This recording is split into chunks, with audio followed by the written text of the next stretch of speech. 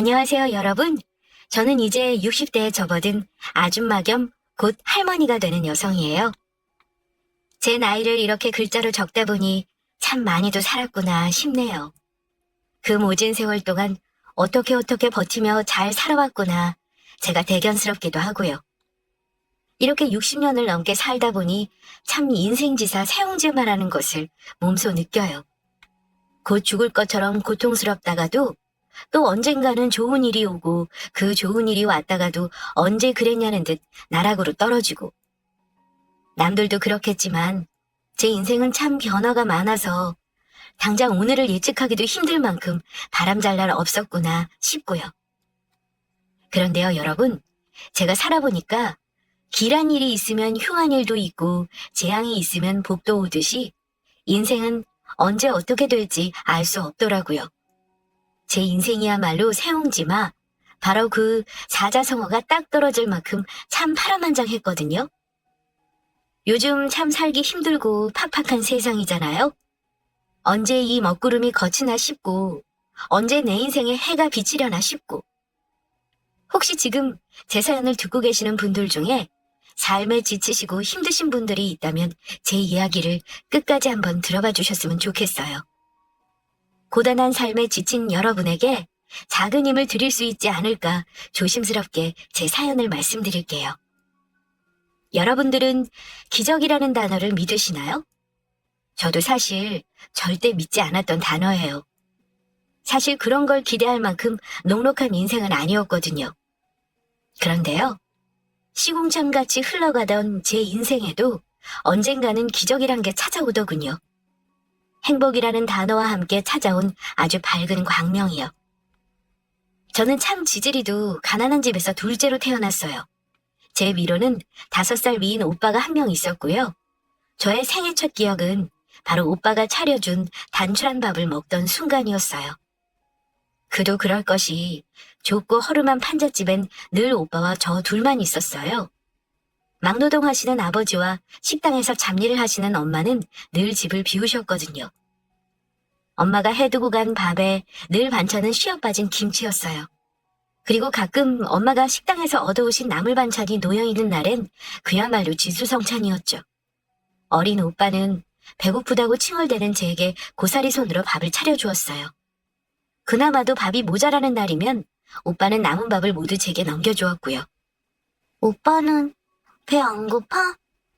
제가 물을 때마다 오빠는 응, 오빠는 배 하나도 안 고파. 그러니까 우리 숙희 많이 먹어? 라며 배시시 웃었죠. 그래서 제 기억 속 오빠는 영웅이었어요. 난 먹어도 자꾸 배가 고픈데 오빠는 하나도 먹지 않았는데도 배고프지 않은 천하무적 같았거든요. 전 오빠가 세상에서 제일 멋지다고 생각하며 자랐습니다. 물론 지금 돌이켜 생각해보면 오빠는 내게 자기 밥을 다 넘겨주고 얼마나 배가 고팠을까 가슴이 미어지지만요. 어려운 살림에도 저희 남매는 참 돈독했어요. 어릴 땐 포대기에 오빠가 저를 업고 키웠을 만큼 제겐 또 다른 부모였죠. 가난해도 화목한 집이었어요. 배를 골마도 곁에 오빠와 부모님이 계시니 어린 저는 그저 좋기만 했죠. 그러던 어느 날이었어요. 제 인생의 첫 번째 불행이 찾아왔어요. 공사판에서 막일을 하시던 아버지가 사고를 크게 당하신 거예요. 곧장 병원으로 이송되는 도중 아버지는 숨을 거두시고 말아요. 엎친 데 덮친 격으로 아버지의 장례를 치르는 와중 어머니는 충격과 슬픔을 이기지 못하고 쓰러지셨어요. 곧바로 병원으로 옮겼지만 장례를 다 치르고 발인까지 끝내길 기다렸다는 듯 어머니도 아버지를 따라가십니다. 결국 저희 남매는 한순간 부모 없는 고아가 되어버린 거죠. 친인척들은 계셨지만 다들 사정이 좋지 못하셨어요. 모두가 못 살던 그때 저희 남매를 거두어갈 친척들은 없었어요. 그렇게 저희 남매는 막내 고모의 손에 이끌려 한 보육원으로 가게 됩니다. 제 나이 5살, 오빠 나이 10살 때였죠.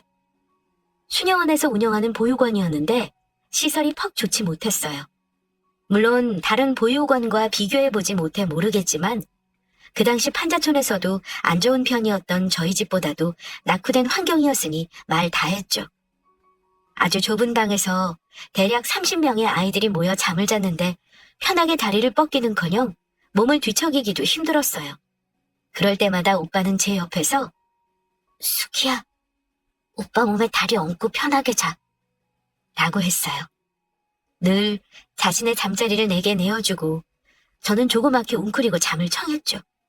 마치 전쟁통처럼 북적이는 그 방 안에서 오빠만이 절 지켜주는 유일한 울타리였어요.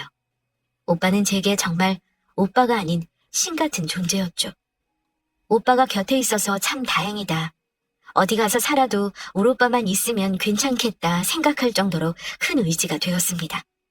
그 보육원은 하루에 2끼를 식사로 급식 형식으로 줬어요. 보조금도 없이 운영하는 보육원은 언제나 식량이 모자랐죠. 그러다 보니 늘 급식판은 밥알이 몇 개 떠있는 미음이나 죽이었고 그나마도 배를 채울 만큼이 되지 않아 저희 남매는 늘 배를 골아야 했습니다. 한창 클 나이에 아이들은 얼마나 배가 고팠겠어요. 급식이 끝나고 식사가 시작되면 서로의 밥을 빼앗아 먹으려고 또 난리가 났었어요. 그럴 때마다 든든하게 저를 지켜준 것 또한 오빠였어요. 그리고 오빠의 밥의 반은 언제나 철없는 저의 입으로 들어갔죠. 오빠, 밥 안 먹어도 돼? 괜찮아, 너 더 먹어. 늘 자신의 밥을 제게 양보했죠. 저희는 하루가 다르게 피골이 상접해가고 있었어요. 영양실조로 배는 툭 튀어나오고 손톱 밑은 까슬까슬한 거스러미가 올라와 있었죠. 제가 손에 뜯어놓은 거스러미에서 흐르는 피를 쪽쪽 빨고 있을 때였어요. 오빠가 결심하듯 제게 말하더군요. 오빠가 오래 생각해봤는데 수키야. 응? 저는 피를 빨다 말고 오빠를 바라봤죠. 오빠 돈 벌어서 너 데리러 올게. 여기 있다간 둘 다 굶어 죽겠어. 어? 나만 두고? 오빠 금방 올게. 너 국민학교도 가야 하고 중학교도 가야지. 그러면 여기 계속 있으면 안 돼. 데리러 올 거니까 꼭 여기 있어야 해. 알겠지? 나도 데려가면 안 돼? 그러고 싶은데 넌 여기 있는 게 더 안전해. 그러니까 딱 5년, 아니 3년만 기다려. 우리 수키 국민학교 가기 전에 오빠가 꼭 올게. 저는 울면서 철없이 매달렸지만 오빠의 결심은 확고했어요. 그날 오빠는 보육원을 떠났고 저는 홀로 덩그러니 남겨졌습니다. 오빠가 오기만을 오매불만 기다렸어요. 아이들은 오빠가 절 버리고 떠난 거라고 했지만 믿지 않았어요. 오빠는 저 국민학교 가기 전엔 꼭 올 거라고 약속했으니까요. 시간이 지나고 또 지났죠. 오빠는 3년이 지나도 돌아오지 않았어요. 4년이 되던 해 저는 알았죠. 아, 오빠가 날 버린 거구나. 그런데 또 불행이 닥칩니다. 원장 수녀님이 돌아가시면서 보육원 운영이 어려워진 거예요. 게다가 보육원에 화재까지 나는 사고가 이어졌어요. 그때 방 안에 있던 아이들이 꽤 많이 죽었고요. 물론 저는 구사일생으로 살아났지만요. 그 사건과 맞물려 운영이 힘들다는 이유로 결국 보육원은 문을 닫게 되었고 저는 다른 보육원으로 이전하게 됩니다. 저는 차마 발걸음이 떨어지지 않았어요. 혹시나 오빠가 오지 않을까. 왔는데 내가 없으면 어쩌지? 하지만 살아야 했죠. 저는 떨어지지 않는 발걸음을 옮겨야만 했어요. 그렇게 세월은 무심히도 흘렀습니다. 옮긴 보육원은 다행히 국가에서 운영되는 곳이었어요. 그래서인지 절 학교에 보내주더군요. 늦게 학교에 입학했고 중학교까지 졸업했어요. 그 사이 저는 가끔 오빠와 있던 이젠 폐허가 되어버린 보육원에 가서 하루 종일 오빠를 기다렸어요. 혹시나 오지 않을까 미련을 채 버리지 못한 거죠. 그렇게 오지 않는 오빠를 기다리다 발길을 돌리길 수십 번. 어느새 저도 단념이라는 걸 하게 되더라고요. 그리고 단념하게 되었을 때쯤 저는 보육원 원장님의 소개로 공장에 취직하게 되었어요. 경기도에 있는 작은 부품 공장이었는데 색깔을 칠하는 단순 노동이어서 일은 그렇게 힘들지 않았고 무엇보다 기숙사가 있어서 참 좋았어요. 저만 쓰는 방은 아니었으나 그래도 4명이 함께 쓰다 보니 제 자리도 있고 제 공간도 조금 있었어요. 태어나 처음 가지게 되는 제 공간이 얼마나 좋고 소중하던지요. 전 참 열심히 그리고 성실히 일했습니다. 언젠가는 잘 살게 될 거라는 기대보단 행복해지지 않을까 하는 희망으로 하루하루를 버티며 살았던 것 같아요. 그렇게 제가 19살이 되던 해 남편을 만나게 돼요. 공장에서 함께 일하던 사람이었는데 어느샌가부터 저를 잘 챙겨주더라고요. 자기가 받은 간식도 챙겨서 제 주머니에 넣어주고 쉬는 날인데도 불구하고 나와서 제 일을 해주면서 좀 쉬라고 말해주고 참 따뜻한 사람이었어요. 사실 전 그때 남편의 다정이 참 좋았던 것 같아요. 다른 남자를 만나본 적도 없었지만 무엇보다 오빠가 절 챙겨주던 모습 같아서 너무 좋았죠. 남편은 사람도 성실하고 공장 내 평판도 참 좋았어요. 게다가 조실부모해서 혼자라는 점도 큰 공감대가 되었죠. 그렇게 저는 남편과 연애를 하고 21살이 되던 해 결혼식도 없이 혼인신고를 했어요. 넉넉하지 못한 살림이었지만 결혼 생활은 퍽 나쁘지 않았던 것 같아요. 사실 그때 당시만 해도 제게 행복이라는 건 사치이고 그냥 남들처럼 평범하게 월세방이라도 내 집에서 편안하게 살고 싶다의 소박한 꿈은 이루어진 셈이었으니까요. 그렇게 세월이 지나 제게 첫 번째 기적이 찾아와요. 바로 아이라는 커다란 선물이었죠. 하지만 문제가 있었어요. 그때 당시 남편이 조금씩 노름에 손을 대고 있었던 거죠. 저도 그 사실은 어렴풋이라도 알고 있었지만 곧 아이가 태어난다를 생각에 묵인했어요. 사실 그것 말고도 남편은 문제가 많았습니다. 술을 먹고 돈을 가져오라며 손찌검한다거나 여자 문제를 일으키는 게 부지기수였거든요. 하지만 저는 꼭 참았어요. 아이를 아버지 없는 자식으로 키울 수는 없으니까요. 저 같은 환경에서 자라게 할 수는 없었으니까요. 그렇게 아이는 무럭무럭 자랐고요. 남편의 도박 판돈도 무럭무럭 커져갔어요. 월세 보증금을 야금야금 빼먹더니 결국엔 아이를 위해 들던 적금 통장에까지 손을 대더군요. 남편은 그 돈만은 건드리면 안 되는 거였어요. 사실은 우리 아들이 공부를 곧잘 했거든요. 서울에 있는 제일 좋은 4년제 대학을 갈 수 있다는 담임선생님의 말씀도 있었어요. 애가 곧 대학에 들어갈 나이가 되어가는데 그 돈을 노름판에 써버리다니요. 저는 그때 굳은 결심을 합니다. 남편의 노름판에 찾아가서 그 판돈이라도 걷어와야겠다고 생각한 거죠. 그래서 억척스럽게 찾아간 곳은 작은 단칸방이었어요. 거창한 하우스라도 생각했던 저는 의아함에 조심히 문을 열었죠. 근데 저는 그 안에서 못 볼 꼴을 보고 맙니다. 노란 장판 위에 흩어진 새빨간 화투장, 구겨진 담요, 그 위에 뒤엉킨 남녀. 저를 보고 놀라 눈이 커다래진 남편, 그리고 한 젊은 여자. 여보! 저는 문을 쾅 닫고 그 자리를 도망치듯 나왔습니다. 그래도 계집질과 폭력은 하지 않는다며 참아왔던 제 인생이 한순간에 무너지는 기분이었어요. 남편이 바람을 핀다는 건 알았지만 직접 눈으로 목격하니 정말 세상이 무너져 내리더군요. 아들 등록금을 저 여자에게 가져다 바친 걸까? 생각이 여기까지 미치자 정말 저는 참을 수 없는 분노에 휩싸였어요. 그리고 제 아들을 위해서라도 저는 이혼을 결심하게 됩니다. 이혼이 참 간단하더군요. 20년 넘게 살을 섞고 살았는데 도장 한번 찍고 법원 몇 번 가니 그냥 남이 되더라고요. 남편도 어찌나 순순히 이혼해주던지 제가 이혼하자고 하길 기다린 사람 같았어요. 진호, 대학 등록금 돌려줘. 저는 법원을 나서며 말했어요. 지가 애비라면 그래도 그 돈은 주겠지라는 마지막 믿음은 있었던 것 같아요. 그렇지만 그 믿음은 남편의 이어진 말에 와장창 깨어지고 말아요. 대학은 무슨 대학이야? 졸업하고 돈이나 벌라고 해. 그러면서 에이, 분수에 맞게 살아야지 대학은 무슨 대학?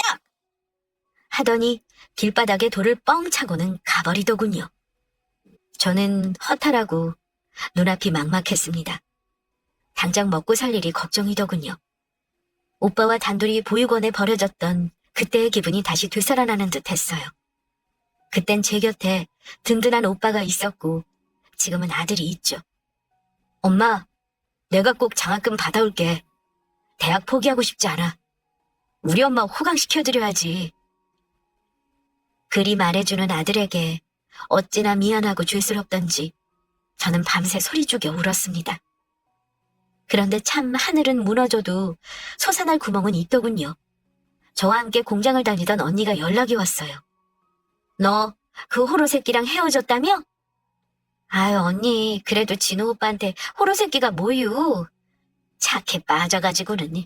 젊은 년이랑 바람나서 아들 대학 등록금까지 홀라당 가져다 바친 놈이 무슨 애비라고. 그래, 너 앞으로 어떻게 먹고 살 거야?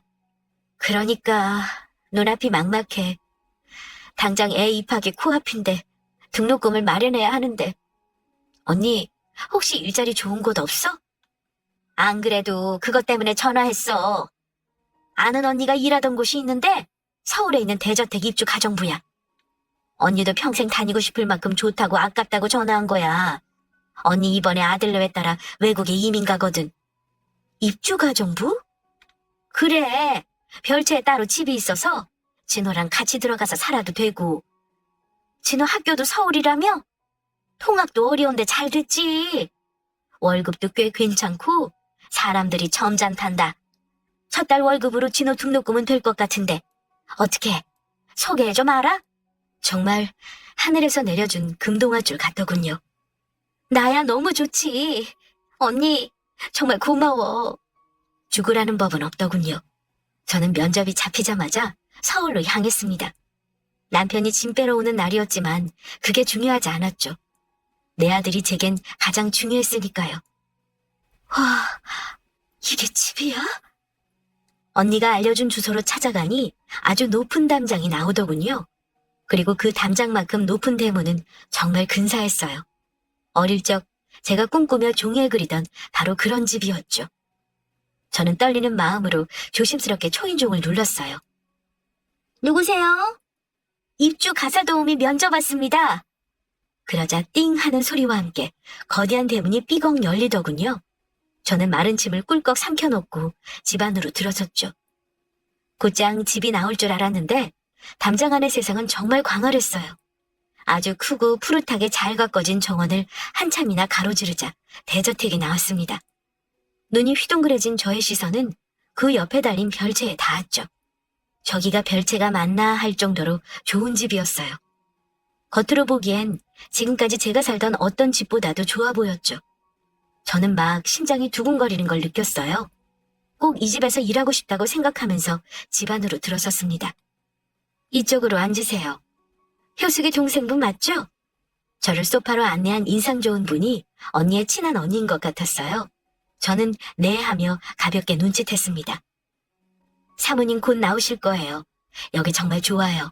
손만 여물면 일하기 좋을 거예요. 그리 말하고 있는데 아주 멀리서 아주 우아하게 차려입은 중년의 여성분이 걸어오셨어요. 먼 길 오시느라 수고했어요. 밝은 음성에선 기품이 느껴졌어요. 있는 사람은 그냥 몰리 봐도 분해가 난다더니 딱 그 말이 떠올랐어요. 검소하게 차려입으신 옷에서도 그리고 목소리에서도 따뜻한 미소에서도 여유로움이 느껴지는 인상이었죠. 안녕하세요. 이야기는 대충 들었는데 이번에 아이가 아주 좋은 대학교 간다면서요? 아, 네. 그래, 가사 도우미 경력은 있으세요? 아니요. 없어요. 그런데 저 정말 잘할 수 있어요. 시켜만 주시면 뭐든 열심히 할게요. 경력은 사실 딱히 중요하지 않아요. 가정주부로 살아온 게 경력 아니겠어요? 사실은 지금 계신 아주머니께서 음식을 좀 가져다 주셨어요. 음식이라니 저는 놀라 물었죠. 음식이요? 네, 지금 아주머니께서 해주신 음식이요. 제 음식을 어떻게... 그리 말하고 생각해보니 얼마 전 효숙 언니가 저희 집에 들려 이것저것 반찬을 좀 싸준 기억이 나더군요. 기분 나빠하지 말아요. 우리 집 양반이 워낙 입맛이 까다로워서 음식을 많이 가리거든요. 그래서 어쩔 수 없이 미리 좀 맛봤어요. 아, 네. 근데 남편이 아주머님이 해주신 음식을 너무 잘 먹어요. 엄마가 해준 음식 같다면서 그거만 됐다 싶어서 이렇게 불렀어요. 오늘은 면접이 아니고 같이 잘해보자고 부른 거예요. 하며 내 손을 꼭 잡으시더군요. 앞으로 잘 부탁해요. 아들 대학 등록금이 없다는 이야기도 들었어요. 일만 잘해주시면 아드님 대학 등록금은 앞으로 걱정할 필요 없이 저희가 다 해줄게요. 네? 취직만으로도 감지덕지인데 등록금까지 내어주신다니 이런 은인이 다 있나 싶더라고요. 저는 연신 허리를 굽신거렸습니다.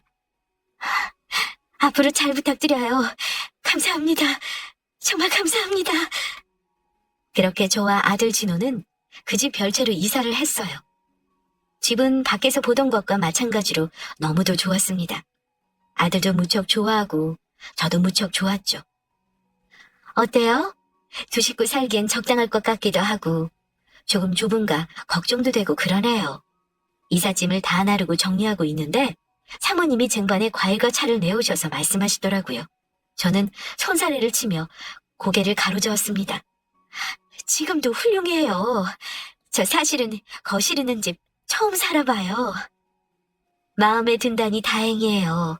오늘 내일은 이삿짐 정리하느라 정신없을 테니 푹 쉬고 모레 월요일부터 출근해 주시면 되겠어요? 그럼 남편분 식사는요? 출장 갔어요. 한 달 정도. 아, 네. 이사한 저는 꿈에 부풀었습니다. 이상하게 이혼이라는 지독한 열병을 앓고 나니 새로 태어난 것처럼 새 세상이 펼쳐지는 기분이랄까요? 뭔가 엄청 설레고 기쁘고. 그렇게 저의 입주가정부 생활은 시작되었어요. 아침에 일어나 청소하고 밥하고 빨래하고 늘 하던 집안일이 좀 스케일이 커졌다 정도일 뿐 일은 크게 고되지 않았어요. 사모님 아드님도 까탈스럽지 않아 비위를 맞출 필요도 없었죠. 저는 묵묵히 저의 일을 열심히 했어요. 그러던 어느 날이었어요. 내일 진호 대학 입학금 내는 날 맞죠? 라고 사모님이 물으시더군요.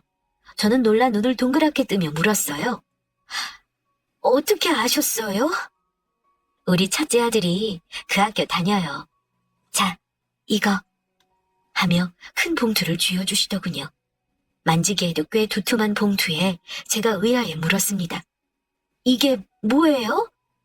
약속한 등록금이요. 취직한 지 한 달도 되지 않은 때였어요.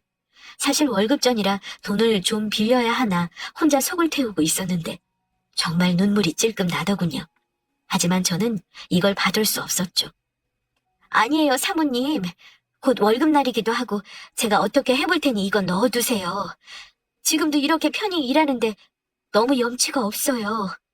그러자 사모님이 재차 제게 봉투를 쥐어주시면서 그러더라고요. 이거 내 남편이 주는 거예요. 내가 주는 게 아니라. 실은 아주머니 음식 먹고 그날 남편이 울었어요. 엄마가 해준 밥 같다고. 그러면서 꼭 보답하고 싶대요. 이게 보답이 될진 모르겠지만 제발 좀 받아줘요. 감사합니다. 저는 눈물을 터뜨리고 말았어요. 아직 보지도 않은 사장님에게 너무 감사해 몇 번이고 고개를 숙여 인사했죠. 그리고 며칠 후 사모님이 아침부터 분주하셨어요. 그리고 제게 당부하셨죠. 아주머니, 오늘 저녁 식사만 좀 더 신경 써주실 수 있을까요? 네, 그럼요. 그러자 활짝 갠 얼굴로 화사하게 웃으시며 사모님이 그러시더군요. 오늘 남편 귀국하는 날이에요. 저까지 심장이 두근대더군요. 이렇게 좋은 사모님과 결혼하고 선뜻 대학 등록금까지 내어주신 사장님은 어떤 분이실까 궁금하기도 했고요. 저는 그날 진심과 성의를 다해 최선을 다해 저녁을 차렸습니다.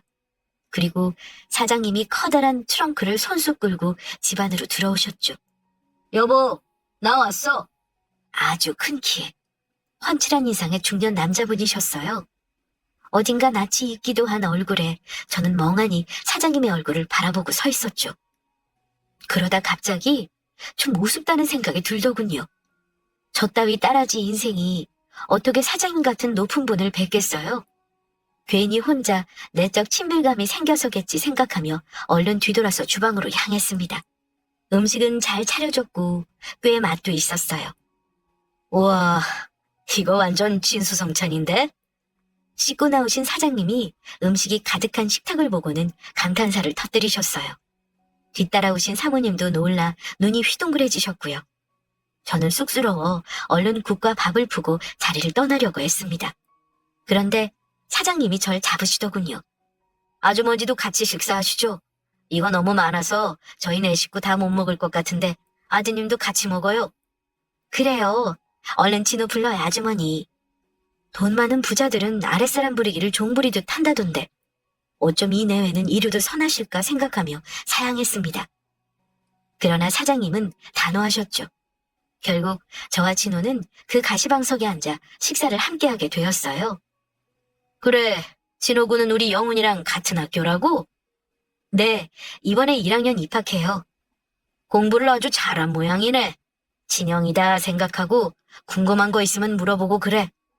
그렇게 일상적인 대화가 오갔습니다. 그리고는 사장님이 김치를 하나 집어 입안에 넣으셨어요. 그런데 사장님의 반듯하던 미간이 확 구겨지시더라고요. 제가 잔뜩 쫄아서 물었죠. 왜 그러세요? 입맛에 안 맞으세요? 이 김치 사신 겁니까? 아니요, 며칠 전에 담근 거예요, 제가. 저는 기어들어가는 음성으로 대답했죠. 고향이 어디세요? 전 서울이요. 서울 김치인데 전라도 김치 맛이 나네요. 아, 네. 저희 어머니가 전라도 분이셨거든요. 어릴 때 어머니 뒤에서 보면서 배우던 게 아직 손에 익어서 그런가 봐요. 혹시 전라도 김치 싫어하시면 다시 담을게요. 죄송합니다. 제가 기어들어가는 목소리로 이야기하자 사장님은 급히 손사래를 치셨어요. 아니요. 정말 좋아합니다. 저희 어머니도 전라도 분이셨거든요. 김치가 꼭 저희 어머니 김치 같은 맛이 나서 여쭤봤어요. 그 말에야 저는 안심했죠. 그리고 아주 쓸데없는 이야기를 해버립니다. 아, 그러셨구나. 그런데 저희 어머니는 일찍 돌아가셔서요. 그냥 보기만 한 정도라 그 맛은 못 따라가요. 아, 어머니가 일찍 돌아가셨어요? 안타까이 물어보시는 음성에 저도 모르게 입을 놀리고 말았죠. 네, 아버지 사고로 돌아가시고 어머니가 그 충격으로 쓰러지셨다가 돌아가셨어요. 제 나이 5살 때네요. 그런데 그때 사장님의 눈동자가 커져요. 그리고 손에 들려있던 숟가락이 툭 하고 식탁 위로 떨어지죠. 저는 영문을 몰라 어리둥절해 있는데 굳어버린 사장님 대신 사모님이 넌지시 물으시더군요. 어린 나이에 안 됐네. 혹시 외동으로 크셨어요? 아니요. 오빠가 있었어요. 5살 위에. 얼굴 못 보고 산 지는 몇십 년 됐어요. 어머. 사모님은 놀라 저도 모르게 튀어나온 비명을 손으로 틀어막으시고는 새빨개진 눈으로 다시 제게 물어왔어요. 제가 아주머니 성함도 못 여쭤봤네요. 혹시 성함이 정숙희입니다. 세상에. 저는 도무지 영문을 알 수 없었어요. 놀라서 연신 입을 틀어막으시는 사모님과 눈물이 그렁그렁하신 사장님까지 제가 무슨 말실수라도 했나 정말 그 순간 뒷골이 서늘했을 정도였어요. 그때 사장님이 눈물을 그렁그렁 달고 물어보시더라고요. 혹시 그래서 보육원에 갔습니까? 네, 은혜 보육원이라고. 그런데 거기 불이 나서 문을 닫았어요. 그런데 왜... 수키야. 오빠야. 정수환. 오빠라고. 정수환. 오빠의 이름이었어요. 네? 그 순간 사장님의 얼굴에 어린 기억 속 오빠의 모습이 겹쳤습니다. 많이 크고 늙었지만 왜인지 낯익던 얼굴은 사실 제가 기억하던 오빠의 얼굴이었던 거예요. 그날 즐거운 식사 자리는 결국 눈물의 재회 자리가 되었어요. 사연을 들어보니 보육원을 나간 오빠도 엄청나게 고생을 한 것 같더라고요. 자리를 못 잡아 저를 데리러 오지 못하고 있다가 5년째 되던 날 저를 데리러 갔는데 보육원은 이미 불에 타 폐허가 되어 있었고 아이들이 싹 다 불에 타 죽었다는 소문을 들었다고 해요. 결국 수소문을에 찾은 생존자 아이의 입에서 제가 사망했다는 소리를 들었다고 합니다. 시신을 찾으려고 노력도 해보고 혹시 살아있진 않을까 찾아보았지만 화재로 다 타버려 자료는 없었고 방도가 없었대요. 오빠는 이게 다 가난 때문이다 생각하면서 이악 물고 성공했고 이 자리에 올랐지만 저를 향한 죄책감과 그리움에 마음 한구석이 텅 비어 있었다고. 하긴 사모님도 그 사연을 다 알 정도이니 얼마나 많이 이야기하고 한을 품고 살았을까 싶더라고요. 그날 밤 저희 남매는 한참을 서로를 붙들고 울며 살아온 이야기를 했어요. 제 이야기를 다 듣던 오빠는 남편에 대한 분노에 치를 떨었죠. 그리고 자신이 좀 더 일찍 찾았어야 했다며 자신을 자책했습니다. 당장 우리 집 2층으로 이사해. 오빠의 말에 깜짝 놀라 되물었죠. 이 집 2층으로요? 어차피 널 위해 지은 집이야. 네가 어릴 때 그렸던 그 집 모습을 재현하려고 엄청 노력했거든. 저는 그제야 왜 이 멋들어진 대저택이 낯설지만은 않았는지 깨달았어요. 나중에 크면 꼭 오빠랑 이런 집에 살 거야. 오빠는 1층, 난 2층에서 같이 사는 거지? 어때? 어릴 때 오빠의 앞에서 그리던 그림 속 그 집의 모습을 너무도 닮아 있었다는 것을 이제야 알아차렸습니다. 저는 그렇게 눈물을 쏟았는데도 또 눈물을 펑펑 흘렸습니다. 그래요, 아가씨. 이제 우리 같이 살아요. 두 남매 떨어져서 그리워했던 시간만큼 꼭 붙어서 살아요. 알겠죠? 그리 말하며 제 손을 꼭 잡는 새언니가 어찌나 고맙던지요. 그렇게 저희는 별채에서 저택 2층으로 이사를 하게 되었어요. 제 인생은 그날부터 모든 것이 바뀌었죠. 한사코 싫다고 하는데도 오빠와 새언니는 차를 사주고 제 명의로 건물도 내어주고 좋은 옷과 좋은 가방을 사서 안겼습니다. 마치 한을 푸는 사람들처럼요. 너무 감사하면서도 이 갑작스런 호강이 얼떨떨해 어떻게 받아야 할지 알 수가 없었죠. 오빠 내외 덕분에 저와 제 아들 진호는 빠르게 가난의 묵은 때를 벗어갔습니다. 그 집안에서의 모든 생활이 행복했어요. 그런 행복이 지속될수록 저의 마음 한편엔 불안함이 스멀스멀 피어났어요. 내가 이렇게 행복해도 되는 걸까? 마냥 이렇게 좋기만 해도 되는 걸까? 곧 불행이 닥칠 것만 같았어요. 그리고 안 좋은 예감은 늘 맞아떨어지죠. 평화롭던 어느 날이었어요. 띠링 도착한 문자를 확인한 저는 얼굴이 사색이 되고 말았어요. 소식 들었어? 너 부자 오빠 만나서 호강하면서 산다면서? 그럼 평생 나한테 빌부터 살았던 빚도 갚을 수 있겠네. 바로 전 남편이었어요. 저는 놀라서 멍하게 핸드폰 화면을 쳐다보고 있었어요. 그러자 연달아 문자가 도착하더군요. 왜? 싫어? 싫으면 진호 양육권 넘기든가? 저는 경악을 금치 못했습니다. 어찌 이런 금수만도 못한 인간과 몇십 년을 산 걸까요? 생각만으로도 토악질이 나올 것만 같았습니다. 그리고 불안했죠. 정말 진호를 빼앗길까봐, 오빠를 협박이라도 할까봐 너무 두렵더라고요. 아니나 다를까 제가 연락이 없자 남편은 급기야 집으로 쳐들어왔습니다. 딩동 딩동. 새언니와 함께 정원 테이블에 앉아서 차를 마시던 저는 갑작스런 초인종 소리에 대문으로 향했습니다. 누구세요? 택배나 우체국 기사님은 보통 차거나 우편함에 두고 가시거든요.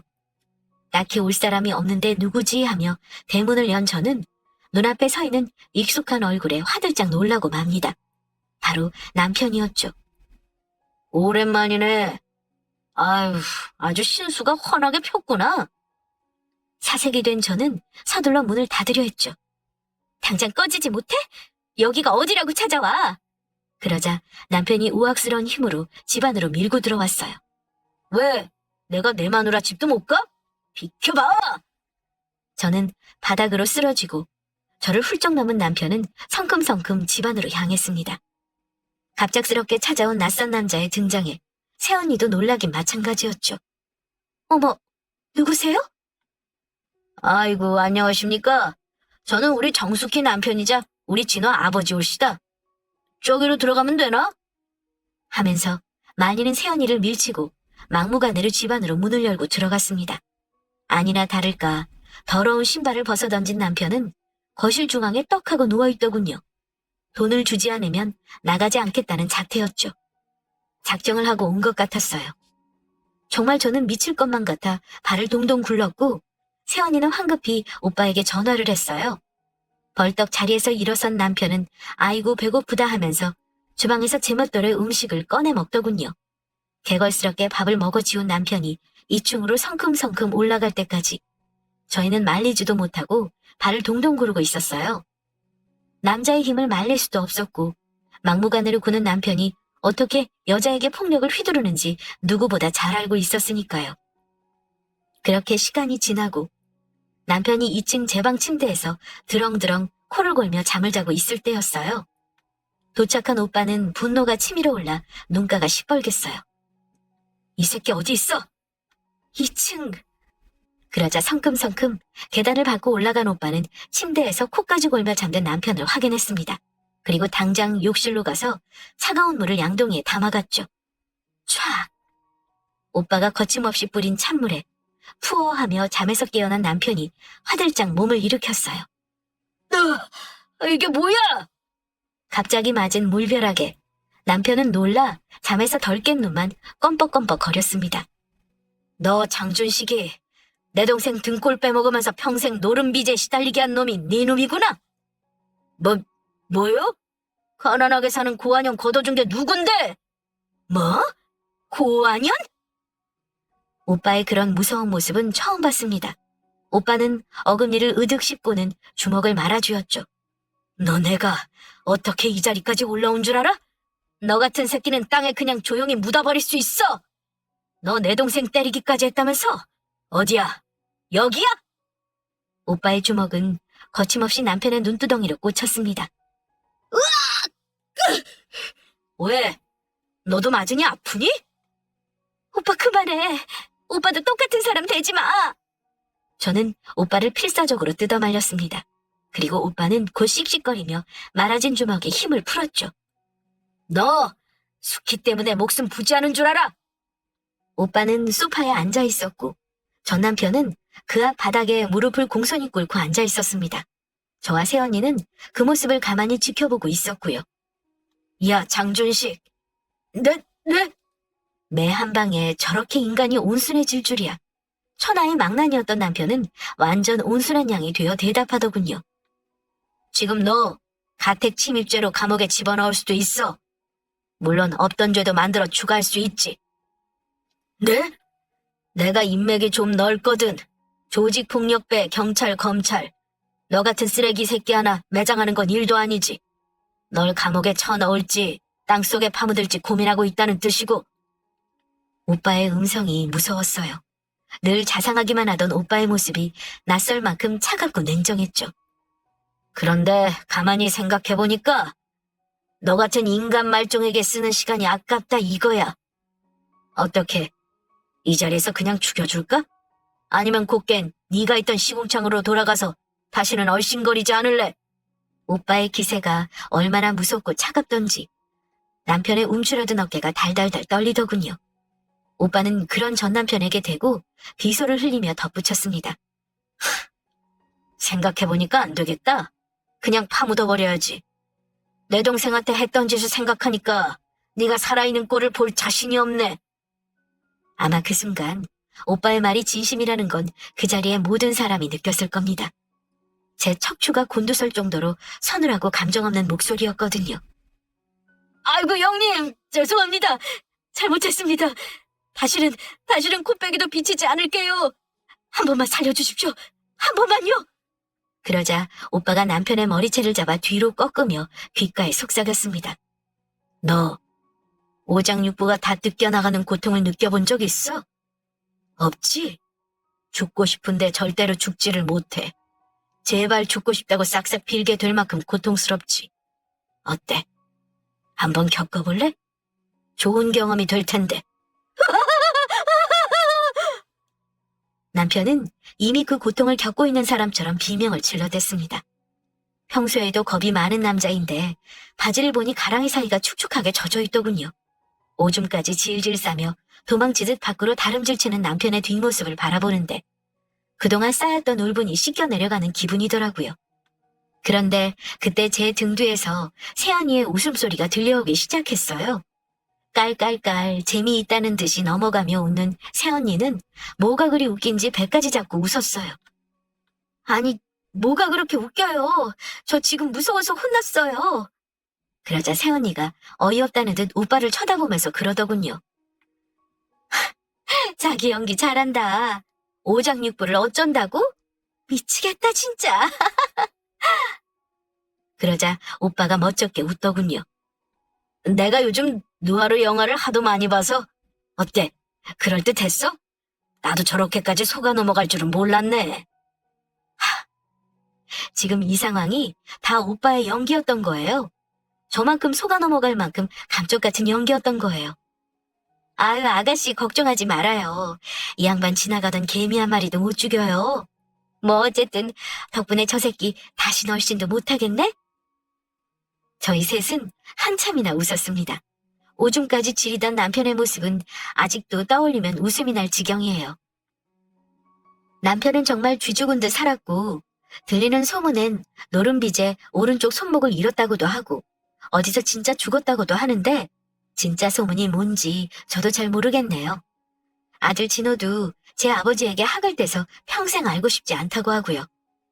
그리고 저요? 저는 얼마 전에 가게를 하나 냈어요. 큰 가게는 아니고요. 아주 작은 손뜨개 가게인데 사람들도 만나고 따뜻한 차도 마시고 평화롭게 살고 있어요. 물론 오빠와 새언니와는 끔찍이 서로를 아끼면서 사이좋게 지내고요. 이게 행복이구나 싶을 만큼 너무도 평온한 삶을 영위하고 있어요. 지금까지 했던 고생이 이 순간을 위한 거구나 싶을 만큼 너무 좋아요. 인생지사 세웅지막. 어때요? 제 이야기를 들으시니 정말 그렇구나 싶으신가요? 점점 살기 힘들어지는 세상에서 살아내기 참 힘드시죠? 그래도 지금 이 고비를 넘기고 나면 언제 그랬냐는 듯 행복한 삶이 올 거예요.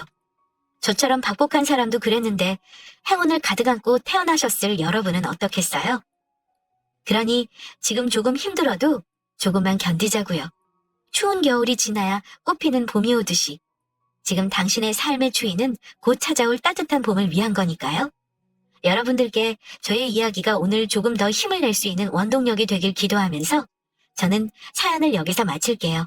감사합니다.